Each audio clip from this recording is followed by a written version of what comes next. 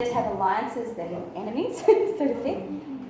The reason, like in the education industry, for example, our agency offers short-term accommodation. Okay, so we do like share rooms and single rooms for students when they first arrive in Australia.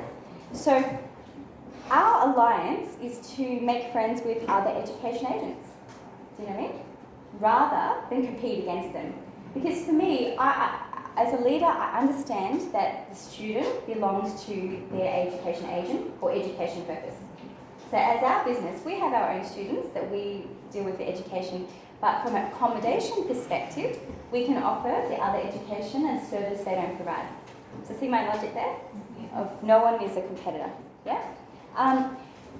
It takes a certain kind of education to realise that, because it takes confidence, isn't it? To know that if you're an education agent, if you're a good education agent, your student will stay with you for a couple of years, at least. Probably your certificate for is 1 year or 6 months? Certificate for? Yeah, 6 months. So after that, you might do a diploma of something, then maybe an advanced diploma of something else. So it's a pathway, right? So good education agents will look after you, care for you as a student, and retain you for long term. So they would never see our agency going to grab you, because we're not interested in stealing students, definitely not.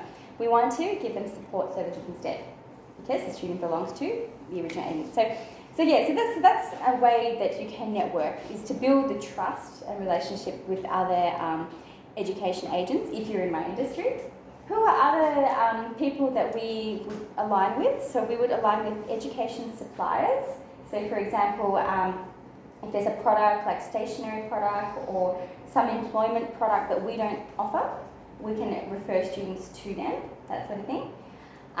Colleges would be another alliance that we have, because we can help colleges if they don't supply this service of share housing, for example. We might have an alliance with another accommodation provider. If we run out of space, we can refer them onto others. So see how it's like a network, like a chain of people built together. So it's important as a leader to understand that don't treat people like as a competitor. You know, see them as a potential referral option. And again, not direct referral, might be a secondary referral. But that sort of strategy is very, very important.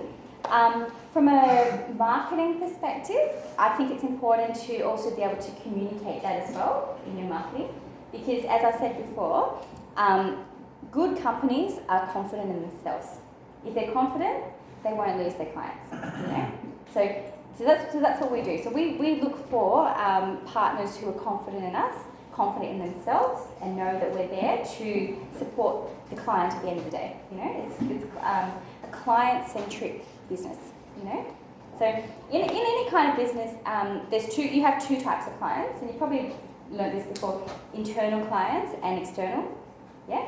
So who's your internal client? Do you remember? Yeah, your staff. Yep, anyone working in the business, and then your external client is your customers, or your suppliers, or anyone outside the business. So yes, it's important to understand those two clients from two perspectives. When you deal with your staff, to make sure that your staff understand your clients as well, understand the reason they come to you, understand the value of referring clients to you as well, because again, it's all about trust, networking, you know, being responsible, being confident for each other, that sort of thing. So that's why I said to you before, like, hire character, but train skill, you know, because you want people who have the same philosophy in your business to work with you. And not everybody is meant for business. You know, it takes, how should I say it, balls of steel to actually be an entrepreneur, you know. It takes balls of steel to do it now, because most of you would be in your 20s, maybe 30s, early 30s, yeah? Now's a good time to start a business, because you've still got energy, you know. If you have kids, it's going to take a little bit of energy away, but now's the time to do it.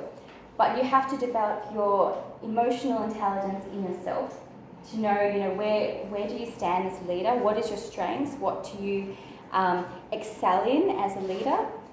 What do you fail in? And it's fine. You're going to have some failures. You know that you can't be completely perfect all the time. You know, you have to do. I think you've probably learned the concept SWOT analysis. Yep, that's probably going to come up many times in your courses. Yep. So So doing a SWOT analysis on yourself as a leader, you know, to really be honest with yourself, you know, what are you good at, what are you weak at, what's threatening your potential future goals, where's the opportunities, do you know? All of you, for example, speak a second language, right? So you've got an upper hand straight away, right? So capitalize on that. Capitalize on the fact you speak Portuguese and English or something like this. Because look at the climate in the Gold Coast. Other strengths, think about, you know, you have connections overseas. How can you bring this to your table? How can you use your position as a student to your advantage, you know? Because you have to be able to transfer that to business. So being able to think really, really honestly about yourself, yeah? What kind of a leader are you? Are you a leader? This is a question to ask yourself as well. Are you good at leading something and creating something? Or are you better to lead under someone as a second leader, you know, like a supervisor or manager? And that's perfectly okay, that some of you will not go into business because it can be tough. It's like basically a roller coaster. You know, I've been in business since I was 21, so was it now 12 years? 12 years, that's a long time. But I've survived, and I have to say, I still love entrepreneurship like the day I started. You know, it has not changed, and that's why I love sharing, you know, my knowledge and experience and my honesty about it. Because for me, I wish I had a mentor to help me in that journey, but unfortunately I didn't back in the day. You know, all the odds are against me, but it's knowing as a person that I was going to be a leader naturally is something. And as I said to you at the very beginning, if you have that fire inside of you, you know, that rule-breaking kind of character inside, you know, you may not be academic, you know, but you might be street smart. that's one skill. You know, for me, like I'll give you an example. In university, I was good at essays, right? Good at finding research, excelled in this, but I really sucked at exams. Why? Because exams are a pressure cooker. You know, who hates exams? Yeah, of course you all do. I'm sure you all do. But it's a pressure cooker because, you know, for me, I like to work at my own pace. You know, for me, I'm more practical, so I don't want to regurgitate and force myself to learn something I don't want to learn. You know. So that was something. So my GPA in university wasn't crash hot. It wasn't 7. In Australia, 7 is the highest. Mine was around 5 or something like that. So, and that's fine. I accepted that. Yeah, it was something I had to deal with. But for example, I had an intern years and years ago who had a GPA of, I think it was 4, which is quite low. But I spotted her potential in her personality and her character. And you know, to get into the programs that I was recruiting from, initially you had to have something like 5 or 5.5 as a minimum GPA. But when I realised that she really, really wanted to work with Exceptional, really wanted me to mentor her, I went to her lecturer and I said, look, you've got someone who's so serious, can I give him a try? And I broke the rule, took her on board, and she stayed with me for a long time. And now she has a successful company with her husband. And, you know, I identified the skill that she could do it, but she didn't have to be so academic, you know? So that's why I say to, like, being honest with, you know, what is your weak points, what is your strengths. I'm a good writer, but I'm not good at regurgitating things under pressure. It's something simple. Because, it's just different skill sets. What else? So yeah, being able to identify potential is important. Just like when you're networking, being able to identify potential referrals is important. Being able to identify potential opportunity in people, yeah. Being also able, from a leadership perspective, to foresee the future of your people as well, you know, to understand. So one thing, you know, if you're going to recruit people to work in your team, you have to ask them the question, what is your career goal, you know? Because from a leadership perspective, you have to determine, would this person be with you long term or short term? And it's very possible people will stay short term, and that's perfectly okay, you know? It's sometimes people will, in our age, people will go from job to job. They're not necessarily staying long term. So as a leader, you have to recognise that as a situation Yeah, to not fight it, not fight your staff. Never fight your staff. You know, because you want to retain good relationships. Conflict obviously will occur, but if you can contain it and come back to you know, a level playing field is really, really important. What else? Allowing your staff as well to give their opinions and their ideas is really important. So do you guys do that in your own jobs at the moment? Or does your manager or supervisor let you give their ideas? Or create an open environment? No, not yet, not yet. Yeah, because that's what you should try to find. If you can find in the future, you know, leaders that have that trait is good, because that's where you can then, you know, give towards innovation in a business. You know, for me, I always ask anybody who's working in a business, what do you think of this? You know, what do you think of this? Do you think we can do it another way? Why do you think we can do it another way? How can we do it another way? What is the result that you can see? I ask them for their opinions, because for me, as a leader, it's better to have more brains than just one, you know? And especially when my staff are also students, I like to get into the mind of students and understand what makes them happy, you know? Because again, there's two clients. There's the internal client and your external client. And as a leader, you have to treat them equally, you know? Because yeah, people, as from a HR perspective, I've always believed that people are your greatest asset. So that's another trait to have in your mind when you are actually dealing with people is people are your greatest asset. Okay, so I think that's kind of the way I would think. Have any of you come from a HR perspective at all? Yeah, you have. Yeah. What's your story? I've been in HR for about 3 years. Okay, yeah. So, From a recruitment or training or recruitment, establishing policies, procedures, research. Okay, all the behind scenes sort of things? Yeah, all the behinds and the front. Yeah, So recruiting as well. yeah. And recruiting is fun. Did you enjoy the recruiting studies? Yeah. I love it. It's awesome, hey? Because you're always meeting people, and you know, you have to be a people person in order to really excel in business, you know? You don't necessarily have to be physically in person, you can be behind scenes, but if you can look at how to service your staff, you know, or service your clients, you know, being responsive to messages. For example, if someone messages you on Facebook, business group or something like that, or just your business page, being responsive to them, not ignoring messages. Something simple like this means that you're people-oriented, you know. What else? So yes, recruiting is really, really fun. Recruiting the right people is very important as well. What else? What do you guys think makes a good leader? What kind of traits? Passion, yes. Yes, empathetic, yep. You guys got feelings? All the boys developing your emotional side? Yeah? It's important.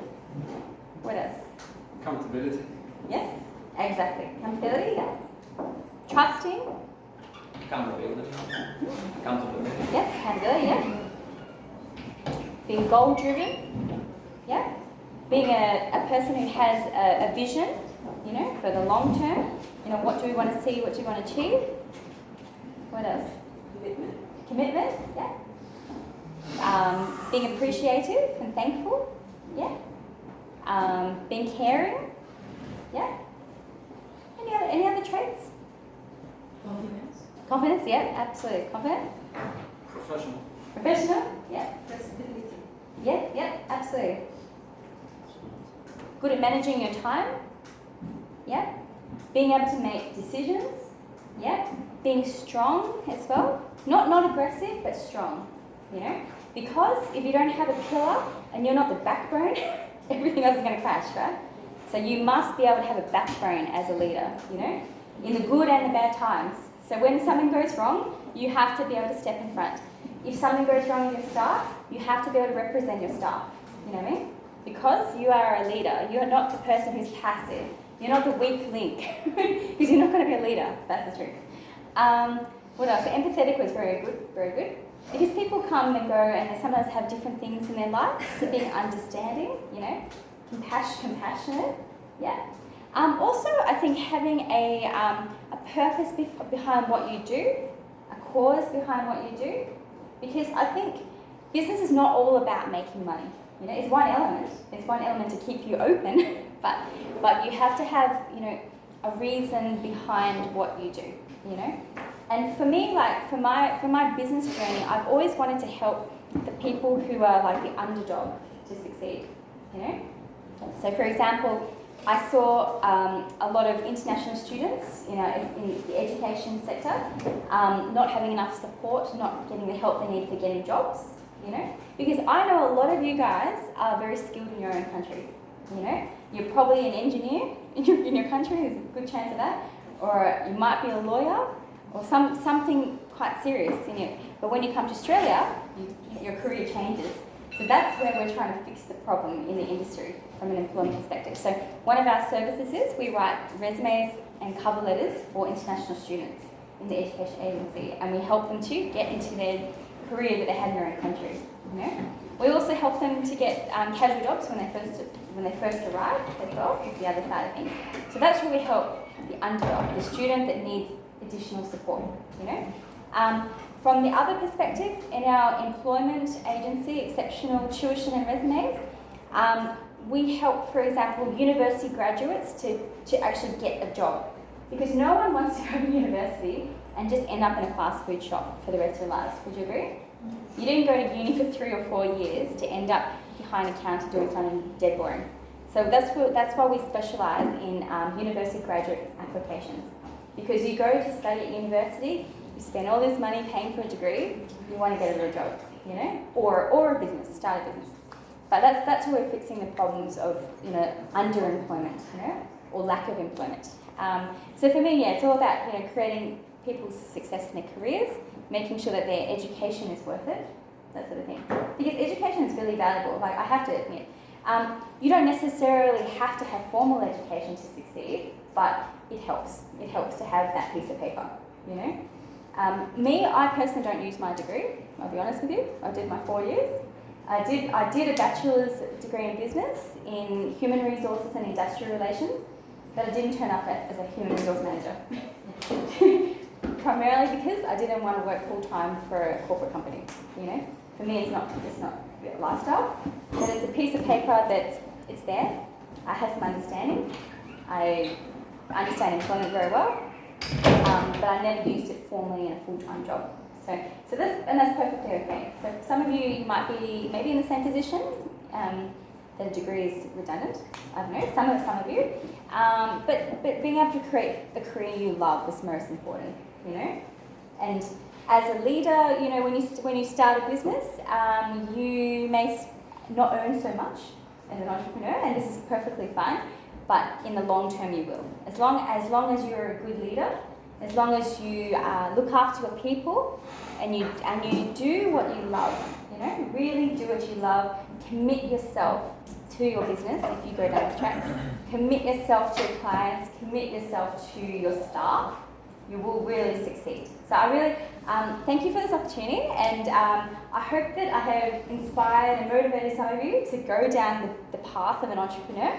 Because, as I said, it takes balls of steel, but you can do it. I definitely think you can definitely be an awesome leader. So thank you, everyone, and yes.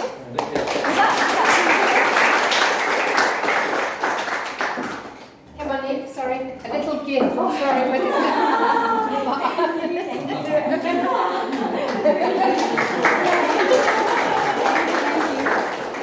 She understood the message. Little gifts. Like that gift is very nice because, you know, when I was much younger, I used to work in Woolworths as a checkout chick, and my leader used to give us little Ferrero Rochers to motivate us, and it was just a small gesture, right? Little chocolate, but it meant so much, you know. So thank you, Caroline. So Caroline said to me that maybe you guys have some questions about business or anything that you'd like to ask me. I can give you some ideas. What do you think? Open for. Yes. Can Can you please tell us, when you just established the business, Yeah. did you conduct any research before, or you just jumped into the business and just... I did conduct research. So I'll give you an idea. So in my career, so I've had a dual career. So since I started, when I was 19, I started teaching at university, at Griffith University, in the Indigenous department, teaching business students. So through that experience of being a university teacher, I started to listen to my students. I started to think, what is their struggles as a student? And I did it really, really informally. So in conversation with helping them to learn, I questioned them and I found the gap. And I found the gap was students not getting jobs after university. So it was so that was kind of a market research tip I did. So I did that for 6 years I taught in the university. But in that first 2 years, between 19 and 21, is where I did my market research. And how you can do market research like this too is immersion in your industry, you know.